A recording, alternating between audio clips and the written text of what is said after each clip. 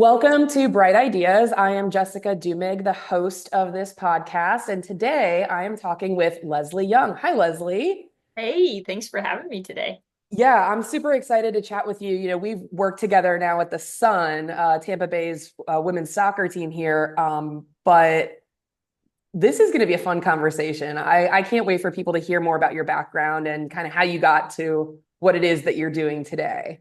So if you're ready to jump in, I am. Yeah, let's do it. Sweet. All right. So walk us through your background. Okay. Yeah, take us So, through it.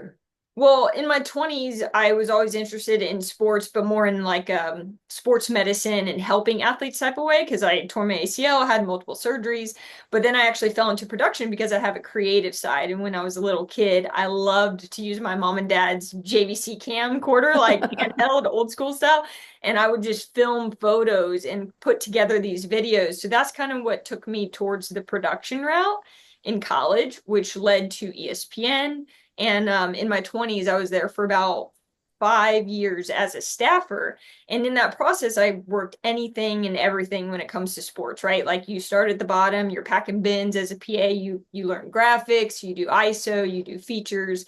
And then about 5 years in, I really missed the warm sun and the beaches and the boats back in Florida and my family. So I decided to move back to Florida and go freelance.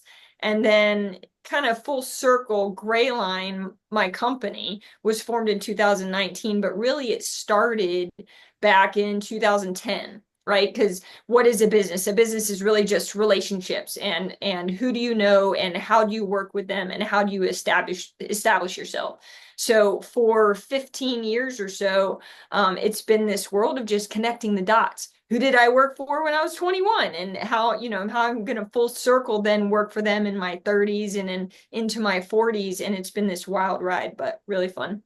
Yeah, I love that what you said, like what is a business? It's relationships. And that's so true. I think that's something a lot of people take for granted these days is that relationship building. And you and I are in a similar generation, the same generation really, of we know the side before all the social media where you actually had to have conversations and knock on your friend's door. Can so and so come out and play and interact with their parents? People don't do that now. Like, and I think that I mean, I know for me, and tell me if this is true for you, that doing all that stuff back then and trying to have to kill time while you were waiting for your friend to come to the phone or whatever, helps with the conversational relationship building on this Yeah. end of it. No, definitely. And it's funny because I started thinking about like so I really don't like networking events, right?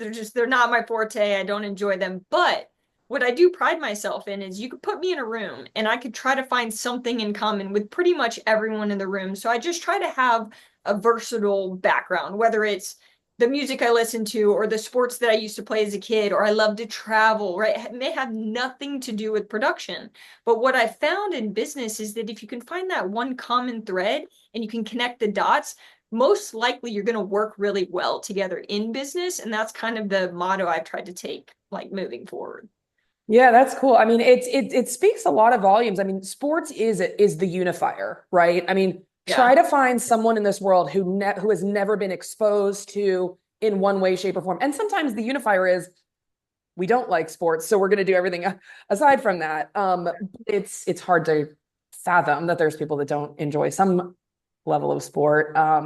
But yeah, finding that common thread is so important because I think that people don't want to talk work all the time. And it's hard when you work in it's kind of like when you live in Florida, you live where people vacation, right? And you to whatever level take it for granted. So when you work in sports, you're working in what other people take as entertainment.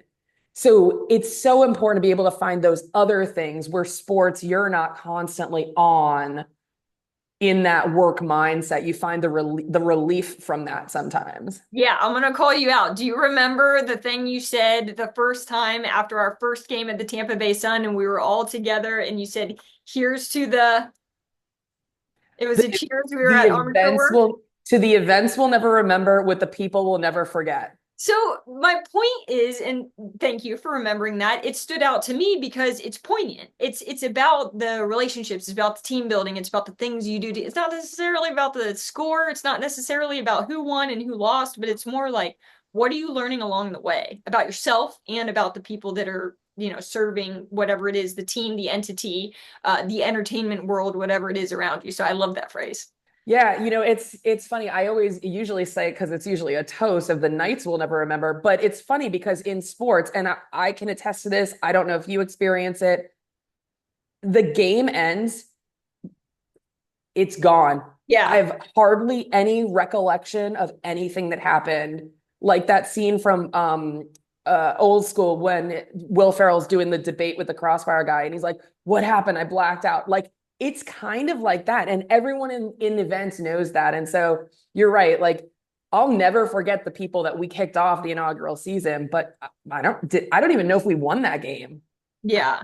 And I don't and and remember. and one thing I'm learning, as a leader, as I continue to grow and be humbled and challenged in so many ways, is that you're always going to remember how someone made you feel, as opposed to maybe the task they gave you or the event you worked with them, right? And so to make sure that you're always putting that as a priority as well. Yeah, I think it's funny because they say that about doctors, right? Like you don't sue doctors you like.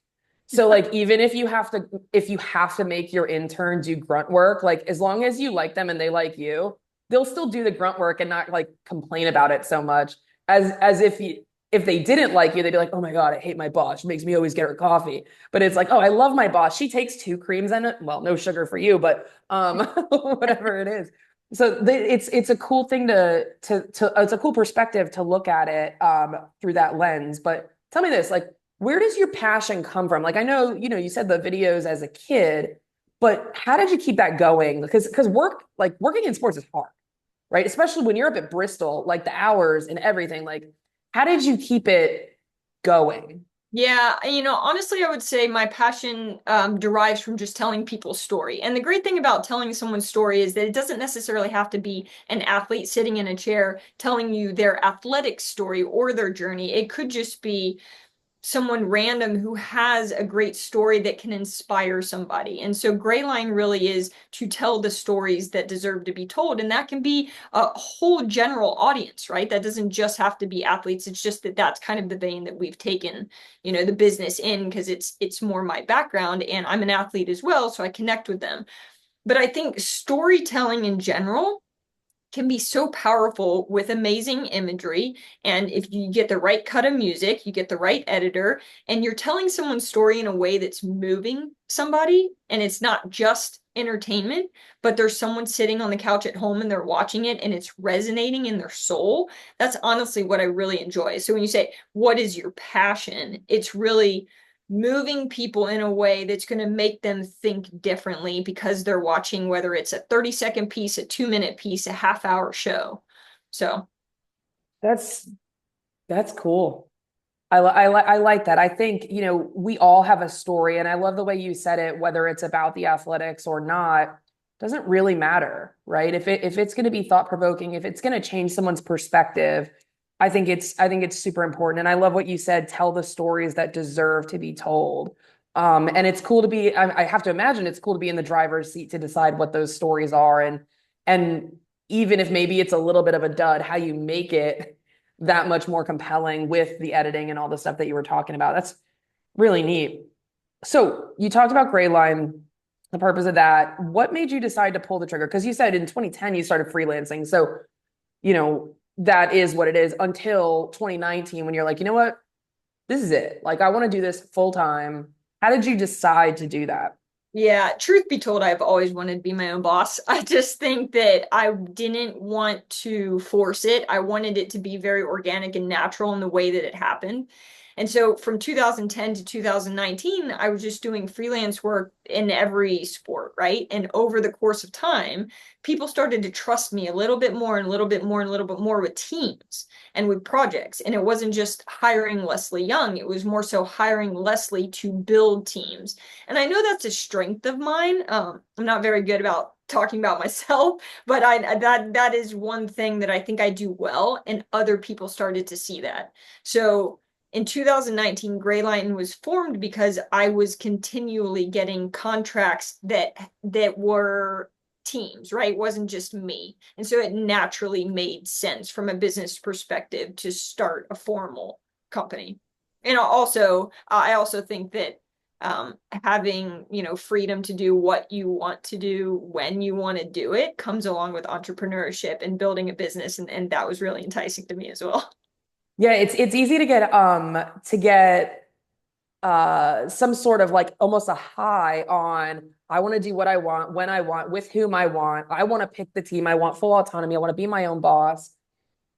There's a lot of challenges though to entrepreneurship. I don't think that's a surprise to anybody, but what were some of the biggest challenges you had Yeah. as you were launching? Navigating it all. Yeah, entrepreneurship is not for the faint of heart, I'll tell you that. I would say one of the greatest challenges from the beginning is always going to be cash flow for a small business, right? So you have to take the big risk on yourself, whether you're taking out a business loan, whether you're buying equipment like I did. We purchased an Alexa Mini, and that's not a cheap camera. And I think you just have to say, I've got this. I know what I want to accomplish, and you believe in yourself more than maybe even the people around you. And when you have that confidence, it pushes you to that next step to get to where you do have cash flow, you have paid off your equipment, you're profitable, and getting through those first like 1 to 2 years of business. Like they say that most businesses fail in the first 5 years, but I think getting through the first year or two helps you have the traction and the confidence to build and build and build and build your teams and build your business and scale. And so the challenges for me to overcome were more financial from the start. But then as I started to build, it became more that I started to learn the character and the integrity of maybe some of the people that I were working with. And what I had to do was recognize the right fit for my company and the right business partners for my company, and then make sure that I'm not partnering with maybe those who wanted what I had built. So that was a large challenge as well. Yeah, that's a tough one because when you are starting out to I don't want to say you have to kind of sell your soul because you don't have to, but it's really easy to do that, Uh-huh. right? Someone with flashy credit cards or whatever comes up and says, "Hey, it's a tough no, right?" And sometimes it's not a no, and you have to deal with the repercussions of that, whatever they happen to be. But I think too, though, to your point, is at some point you have to recognize and make sure that you are aligned appropriately with people who match your values, with Right. people who match what your goal is. Because again, if to your point, if you're beholden to someone whose values don't match yours, guess what? You're not working for yourself anymore. You're Right. working And for them. it's also not enjoyable. You're not going to enjoy doing a project when you feel like you're walking into the office and you're forced to work with someone you don't enjoy working with, or your values don't align, like you said. And I think you learn that over time. The more people you work with, the ones that, like for me, I'm a logistical person. So I like pair well with creatives. I have a creative side of my brain, but I get it done. Right. So Mhm. someone comes with an idea that they can't execute, I can execute it. Or if I come up with an idea, typically I don't need somebody to execute that, right? So I want somebody that's complementary to me. And you learn those things the more years you're in business. Yeah, that's a big piece too, I think, and maybe one of the big lessons to take from not only your journey, but a lot of people's journey is you didn't force this in 2010, No. when you first started freelancing. Oh, let me go create a company and start from scratch with Right. all 5 years of my experience, Yeah. Yeah. and so by the time, flash forward 9, 10 years, you have 15 or 20 years of experience and you're more you have the relationships, you have that. I think patience is a big piece of that, right? And I mean, I'd love to hear your perspective on that if we're talking to maybe people, because in this world we live in where everyone has a cell phone that doubles as a video camera, that doubles as a platform, triples as a platform, whatever. Um, it's really easy to get a little big in the britches, right? And think you can just go out there and do it. And I was telling you earlier why I started Bright Ideas was because it's really easy to go back and tell everyone how you did it after you're successful, right? But there's a lot of people who never got to that level of success saying, oh, yeah, just say yes to this project and that'll catapult your career. It's like, oh, you're the multi-million follower influencer. Cool. I have 17 followers. Like, I think I want to do it too. It's like, oh, cool. Like, But also back to telling your story, whatever it is, it's everyone has a story. It doesn't matter if you have 17 followers or 17 million. There's going to be something that someone's going to say that's going to resonate with someone else's story. And, back to just being in the nitty gritty. I mean, when you're running around as a PA and your camera, the battery shuts off and you have to problem solve in the moment and think about how you're going to execute that shoot because your camera is not working, it forces you to learn the skills that then in turn make you a good business owner or a leader in the future, right? So all those things, all those steps that you have to go through when you are a production assistant, you don't necessarily have a lot of responsibility or a lot of people that you're managing. I quite often reference at 39 something that happened to me at 21 or 22. I'm like, oh my gosh, I remember that. And I also try to have grace with this next generation, because they're in a different world than we were back in the yeah. day. No, they definitely are. And so you work with, well, I assume your teams are made up of obviously more seasoned professionals because of the level that you're obviously going out there with. But the PAs, the newcomers, the interns, they're still all, there's a place for them in any production, I think. What do you say to these kids who are coming up and say, I really want to do XYZ. I really want to get into TV production. I want to get into sports production. I want to have my own production house. What do you say to them in terms of like not how to do it, but things to keep in mind? So and I have a lot of calls like this, and I tell them typically that the best way to start is always going to be at the bottom, which is not necessarily something they always want to hear, right? But I was a runner in college, grabbing coffee and learning what was happening in the live TV truck and behind the camera. And I think you start to pick up the nuances of production. You start to pick up what are the things that people need. What does the producer need? What does the director need? What does the technical director need? What does the DP need? And I think when you put yourself in a position where you're learning and you're constantly being challenged, it's going to be the best way forward. I mean, if you come in right off the bat, and it doesn't matter how talented you are, there's still going to be something you can learn. I learn something new every day, and I actually love not being the smartest person in the room because that means that I'm going to be challenged, and I get really bored if I'm not challenged, right? So I encourage them to continue to put themselves in a room with people that are smarter than they are, and don't be afraid of that. And to constantly not just ask for opportunities, but show up, right? Like, so if game day is coming to your town in college, like, it was for us when I went to Florida State, find out who you need to connect with, whether it's ESPN or your professor, and go be a runner. And yes, you're probably going to be getting coffee for the majority of the day, but there's going to be a scenario where someone's going to ask you for something that they really truly need, and you're going to be the person that connects the dots, and then that will lead to the next opportunity, to the next, and to the next. Yeah. And I think too, it goes back to that relationship building. To your point, like figure out who you need to work with, but be the best that you can be when you're there too. Yeah. Right. Because if you're getting coffee and you're half-assing coffee, like I'm not going to trust you to do anything else. Right. If you screw up the one thing I ask you to do that really is bottom of the totem pole and you bring me a pen that doesn't work, whatever. I'm not going to trust you to do that next thing. Like I call it the anti-veto. Don't give me a reason to veto you. Yeah.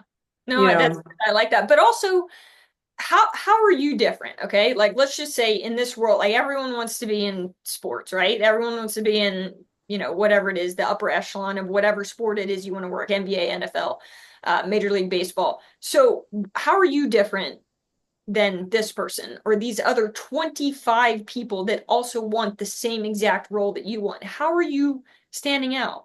And I pose that question, and most of the time they can't answer that, and I say, ponder that. Just ponder it before you are a runner for them, and think about how you can stand out to the person who's hiring you for that role so that they will bring you back.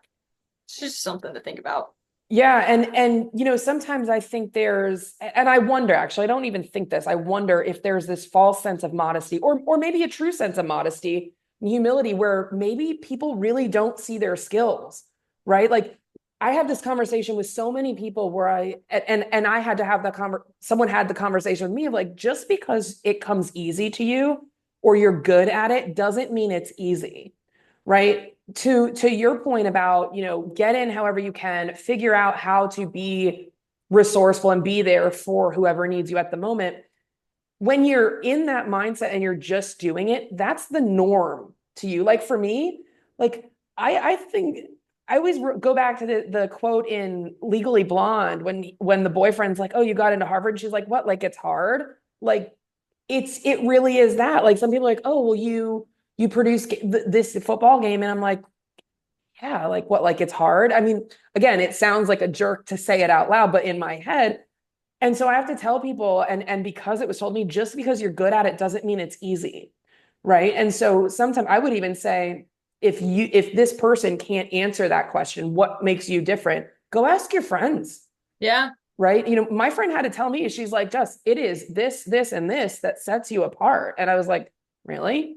Like, just that's it? And she's like, that half the people we know cannot do any of that stuff, like naturally and authentically. And so it's really hard sometimes to say like, hey friend, what makes me special? And it's like, okay, but sometimes you got to do it. And that maybe you'll get enlightened from your friend's perspective of you, because we don't see ourselves the way other people do. Yeah, I asked my mom that one time. It was funny because I think there's this thing innately in me, and I can't really describe it, but like I have a level of confidence that I can just do something even if I don't know how to do it. And I've always had that even as like a young child. She was like, "Yeah, you would just make your mind up and like say you wanted to do something." And I knew you didn't know how to do it, but you accomplished it and you're still that way. And I think it's almost just like setting a goal and understanding that it's going to take the steps to solve the problem to get to that goal. But the process and the journey and figuring out those steps is kind of the fun part for me. People always ask that question, what would you do if you didn't like work in the industry you're in? And I say I would have been an engineer because I Mm. really love like breaking things apart. Like when I was 16, I had a old Mustang convertible and I broke it all apart, took out all the electronics inside and Oh my rewired it, put all God. the panels back in. I'm like, oh my gosh, I probably should have been an engineer. But it's because the intricacies of understanding how things work to me help produce an understanding of the bigger picture, right? Like the intricacies of a TV truck. Well, then how do you execute the live production in the TV truck? That makes sense to me. So that's kind of how my brain works. Yeah, and I mean, it's hard to have that perspective when you're around other people that don't have that same perspective. Like that's got to be, I know it's challenging for me. It's got to be challenging for you. It would be like, how do you not understand this? You see it, I see it Yes. every day. Or I could say, so I know that you don't understand this, but would you allow me to teach you the reason why I'm asking you to do this task? And so I use that a lot. I've learned to use that a lot in my later years of my career. And it's because I want someone to understand the reason behind it versus just saying, this is what needs to get done. And then I think if you understand the reason behind something, you'll do it better. Yeah. I like that kind of forcing is the wrong word, but forcing people to understand sometimes is important, because a lot of people don't ask the questions, Yeah. especially this next generation. I almost wonder if they feel like they're supposed to know it already, right? With all of the information that's available to them, feeling like they all, because I feel that way sometimes. I'm like, I should know how to do this, but I have no clue how to do my taxes. I'm Yeah. totally okay with it. Your taxes. I was gonna say, but do you think when we were younger, we were a yes generation? You just say yes. You just say yes. You never say no. Say yes and figure it out later. Yes. 100%. I think that's more how we kind of grew up. Like someone told you something, you just said, okay. Like, Right. yes, or Don't talk understood, back. don't yell, understood, and then you problem solve. Right. I don't know that that's maybe how this generation thinks, but I think that the way that we can combat that is by explaining the why. Yeah. Yeah, we definitely had the critical thinking kind of forced upon us, Yeah. right? That my parents were not there to hold my hand to figure it out. Like if I wanted to do something, I had to figure it out. Otherwise, I mean, I'm not saying they weren't there to help me if I had a legitimate question, but 9 times out of 10, it was like, yeah, you want to do it, go figure it out. Like you I want to think play it's, soccer, figure out how to be good at it, or you're going to hate it because that's yeah. how you are. So I be think it's good good or, you though. know, It forces us to discover what we love and it forces us to stick with the thing that we love, whether yeah. career or sports.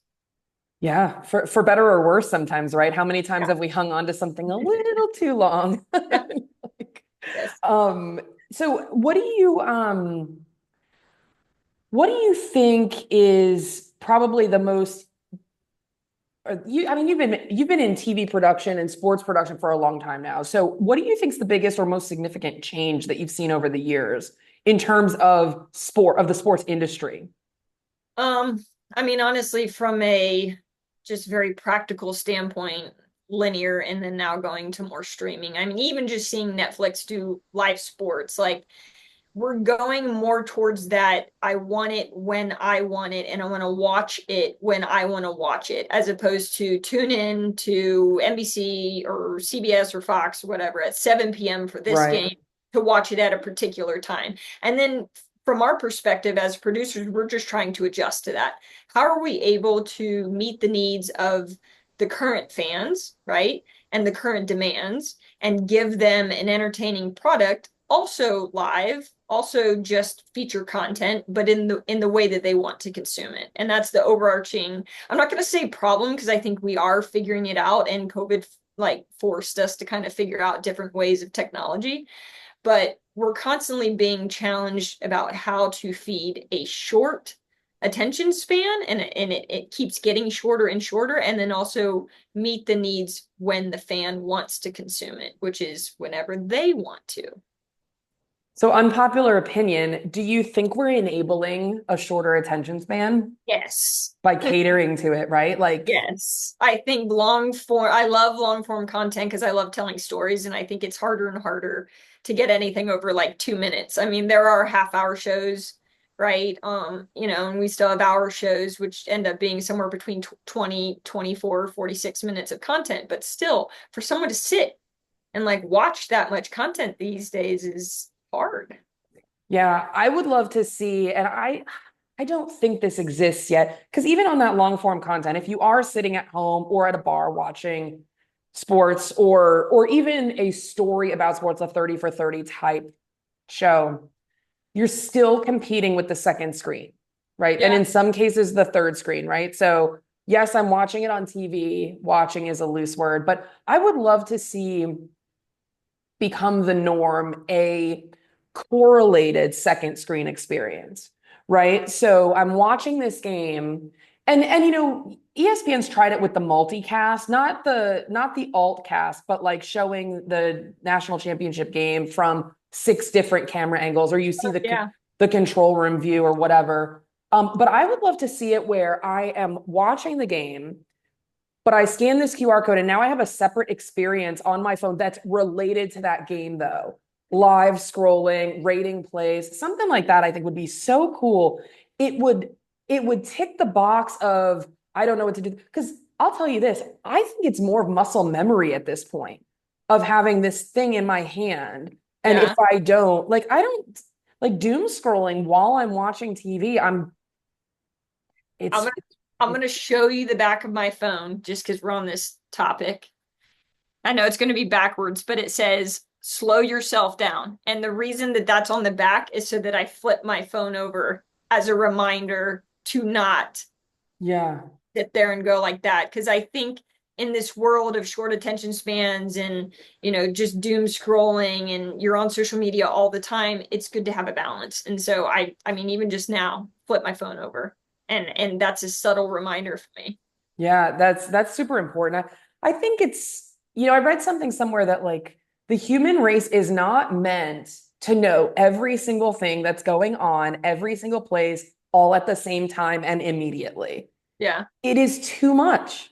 And I love what, and you do a lot in golf, so you'll appreciate this, I think, what the Masters does by saying you can't have your phone in here, Yeah. Well, right? it's almost like the only place you can ever go that is sacred Yeah, anymore, you know? And yeah, for me, like a huge part of my life outside of, career and sports in general is just, meditation and quiet time and journaling in the morning and just spending time in scripture and just focusing on something outside of what the million things are I have to do that day. And I think that's the art that we've kind of lost, is the yeah. art of starting your day or having a routine that sets you up for success, right? Like if I skip any of those things in the morning, my whole day is off. And Hmm. that includes a workout, right? And that's for your mind and that's for your body, and then mental clarity. And then, my faith is a huge part of who I am. So getting in the word and just journaling and writing down my thoughts, but that sets me up to succeed in every other area of my life. And I think that's what our whole, you know, not just our generation, but in general, everyone needs to just slow down just a little bit, just a Yeah. little. No, I agree. I don't do any of those things that you just said, but I do see where the value would come from that. I think woke up this morning and I said to myself, I immediately reached for my phone and I was like, time out. My God, like you are still laying in bed. There is nothing on that phone, A, that you're going to do anything about right now, or B, that you need to know. Like just wake up, breathe for 5 minutes. And then I thought, then of course it spirals. And I'm like, how much time did I spend looking at a screen yesterday? It was probably 15 hours, right? Wow. And not just my phone. I mean, I work at a computer and then I watch TV at night or whatever. Like our eyes, our brain cannot handle blue light and pixelation for that long. It is not healthy. You don't need to read an article to know that that's not good. No, you need to get the And hatch clock. Have you ever heard of this? The hatch clock? no, It's what is where that? light is like emitted and slowly it's like a sunrise, and then there's like Oh, chirping and calm. That's how I wake up and go to oh, that's sleep. cool. I wake up to Taylor Swift. So That's also very cool. Spotify finally did it, except that I wake up to the like to Are You Ready for It? So it's like so it's like, oh my God. Oh wait, okay, fine. So it's an abrupt wake up. So let's talk more about the stuff you do outside of like actual work. So you and I are both in a group called WISE, Women in Sports and Events. You sit on the board. Tell us more about what you do for that group. So the great thing about Wise is that also I think, earlier when I said I don't enjoy networking events, I don't consider Wise to be a networking group at all, because Mm-mm. we're all very like-minded in the way that we carry ourselves and the way that we handle our business and the way that we network, which is really just organic socializing.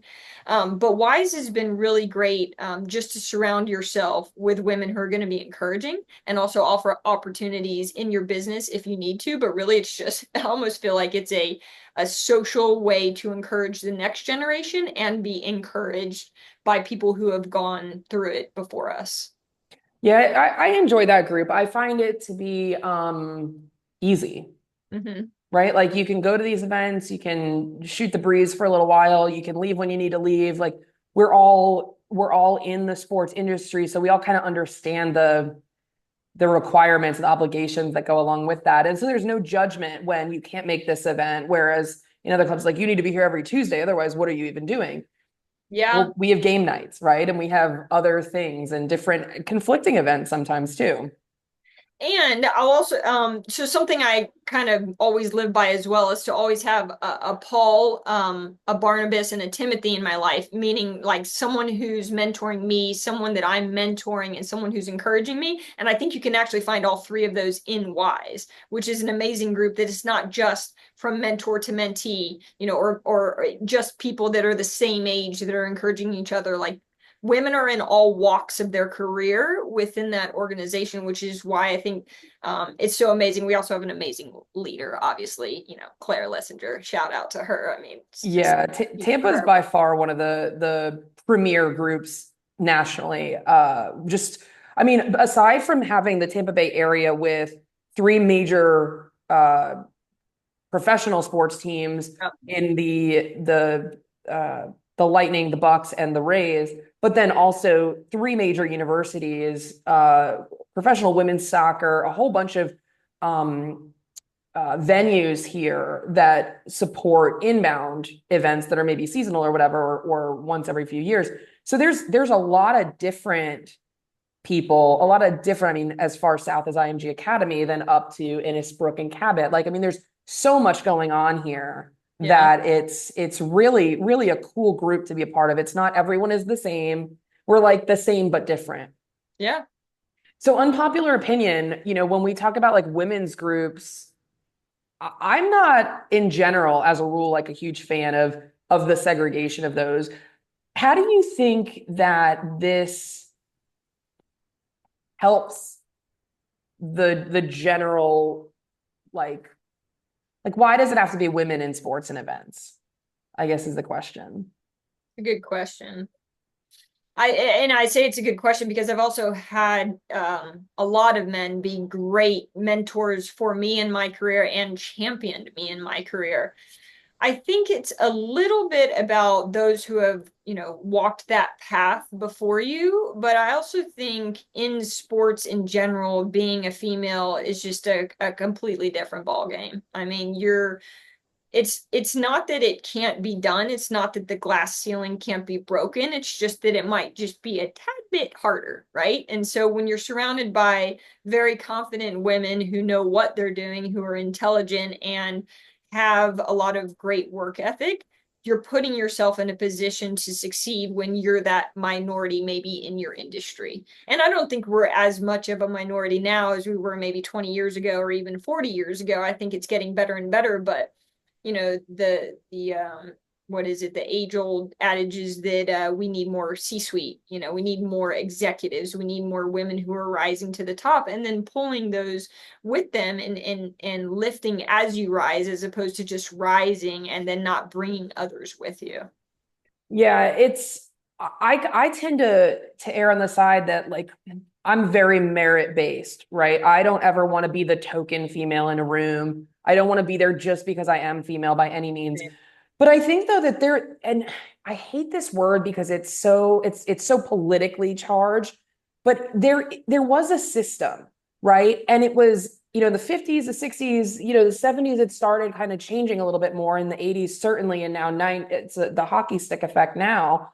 There just weren't women in those roles. Yeah. Right. And so as few people broke through, that experience was happening. And then they were qualified to move up the ladder. And then more and more qualified and more and now more qualified. And now I think from a cyclical standpoint, we're finally at that place where women, there is no reason to disqualify a woman. She's got the education, she's got the experience, she's got the every X factor that needs to be there, right? There is no, oh, but you didn't do this just because there was never the opportunity. All the opportunity exists there now, I think. And sure, there's still, socioeconomic whatevers, right? And generational biases, whatever, within individual families, maybe. And so, oh, the girl does this, not this. Fine, but there's that in for men too, right? So I think we're finally at the point where there's no excuse why a woman couldn't do that. Like there is no disqualifier at this point. Correct. And I think we also need to be given the opportunity or put in the position, like throw me in the chair, right? I produced the match for TNT Sports last year. I was proud of them for offering me the opportunity to sit in the chair, right? And I think it's just taking advantage of those opportunities when they present themselves, but also preparing for the opportunity so that when they do present themselves, you can hop right in, right? There, as you know, I mean, there's not a lot of females producing in the chair in live production, and I think we need more of that on a lot of levels. I also think women are really great leaders and lead in not necessarily a better way than men, but a different way than men. I think they maybe see their production team and their skill sets and their weaknesses and strengths in different ways than maybe men would see them. And I think that perspective is good for our industry. Yeah, the perspective is a big piece of it. And I think too that going back to what makes you different than other people is that turns into the strength, right? That perspective becomes the big reason why you belong there. And I think again, even highlighting, I don't buy into if you see her, you can be her. I say if you can see it, be it, right? It does, I don't care who is ahead of you. I If you like want that to a do lot. something, just do it. Yeah. Um, But you also have the confidence that carries you through to that, right? Like if you see something true. you're going to go after, you're just going to go do it. True, but I would also argue, and maybe this is a very unpopular opinion, if you don't have the confidence to go do it, you don't belong there, Mm. which is not going to be well received by everybody because again, that confidence maybe has to be built, Yeah. but you don't have to see it when you're 2 years old and work toward it your whole life. You could see it at 40 Yeah. and work toward it for a year and guess, or just throw your hat in the ring and it's like, oh, by the way, you got it. Like, okay, cool, thanks. I like See you it. on game day, I whatever. like that perspective. I think that's good. Yeah, I think we put our own limitations on ourselves. Yes, Sometimes, sometimes. yes. I think everyone has a tiny bit of self-doubt, no matter how confident you are, right? I mean, imposter Totally. syndrome is a real thing. I think it's probably more of a real thing with women, and I deal with it as well. But I also think it's just having self-awareness. Like, Yeah. for instance, here's my flaw. I'm gonna, put it out there. I hate public speaking, right? So what is the thing that I need to do more? I need to go get on stage. And I'm Hmm. going to sign up for a Toastmasters course and I'm going to force myself to do it and I'm going to conquer that fear. But it's also, so back to self-awareness, it's just being aware. What do you not like doing? What are you not good at? And then kind of honing in on it and either conquering the fear or even just addressing the fear helps you Hmm. reach that next pinnacle, whether it's your career, whether it's your personal life. So, Yeah, that's a good point. That self-awareness. And I'll tell you this, I was a Toastmaster, very cool nice. program. Nice. Um, I did it because I'm a nerd and that was my social aspect of life when I moved back to Palm Beach for a little And, while. and you liked it? Oh, I love public speaking. I mean, there is no doubt. I mean, anyone who's met Your me is like, space. You're comfortable in this space. totally, totally. But I did it because I was like, oh, if other people want to do this too, like I can make friends here. Yeah. And I did, and it was cool. But then the competitive kicked in, and As it always as it does always, you with can't us escape it. Yeah, athletes. Yeah. totally, totally, totally. Um, I think too, just going back real quick to something you said about the way women lead. I don't think we are self-promoters either. Like from a Yeah. look what I'm doing, right? I think I don't want to say it's like, oh, I'm just happy to be here. It's like, no, like I am happy to be here, but I freaking deserve to be here, or I worked hard to be here, or whatever. But I don't think Yeah. we promote ourselves enough. I 100% agree with you. I'll tell you a little story. I was sitting at the table with my uncle not too long ago. I want to say like 6 months ago. And we were Mm. talking about something or what job I had next or coming up or something. And I was like, I mentioned something about how my Emmy was in my office. And he goes, "You have an Emmy?" And I was like, yeah, I won it for the Tokyo Olympics. I worked on a show. It was amazing. I started telling him the whole story. He goes, "Lesley, you have never told me that." To your point, I think it may just be that we're more nurturers and more humble by nature, and that's just females in general. I don't know. It could be that I was raised in the South. It could be that I was raised in a conservative family where you don't really toot your own horn, but you Mm. have to kind of ride that balance of like letting people know what you've done, right? Yeah, And the low key flex, as the kids are calling it. it's a low key flex, but it's also important for business. It's important Yeah. as an entrepreneur. It's important to grow your brand. It's like all these things, and I think it's finding the fine line of like not making that the most important thing that people know about you, but making it known. Could you imagine if you signed every email the way people sign like comma MBA, like Emmy Award-winning Lesley Young? Like, could you imagine? I Not I love that though. definitely not going to do that. No, no. I think it's so funny though because it's like, what, like it's hard? Of course I have an Emmy. What, like it's hard?